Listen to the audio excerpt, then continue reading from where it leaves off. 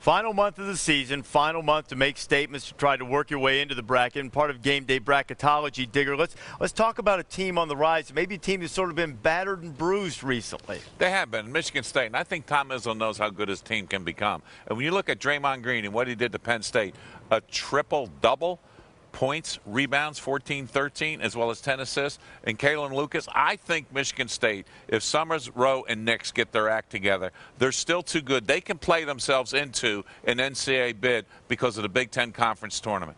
Now, they were a team, Jay, that you thought perhaps would be a #1 seed at the start of the season. Right now, as you look at it, who's some potential #1 seeds you might not think of immediately? You know, right now it looks incredibly solid with Ohio State, Kansas, Texas, and Pittsburgh as #1 seeds. And when you think about, well, who could somebody else be that would get that? Well, Duke could be a #1 seed if they run out the ACC and win the ACC tournament.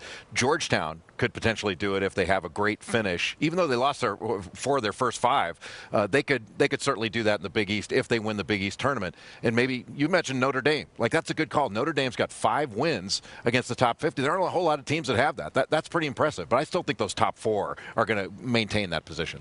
When you're looking at the bracket, Hubert, what are you thinking about in this last month? Well, I'm going outside the Big Six. I'm looking at Colonial Athletic Association. George Mason's won 10 games in a row. They got an outstanding point guard, Cam Long. They got 4 guys shooting over 40% from three-point range. Undersized power forward Ryan Pearson can score inside and out. And you look at that conference, look at VCU, Hofstra, Old Dominion. They got to the NCAA tournament last year. This conference could get multiple bids into the NCAA tournament. Okay, so you got a team fighting back, teams you have to watch at the top of the bracket, and the team nobody wants to deal with when the pairings come out on Selection Sunday.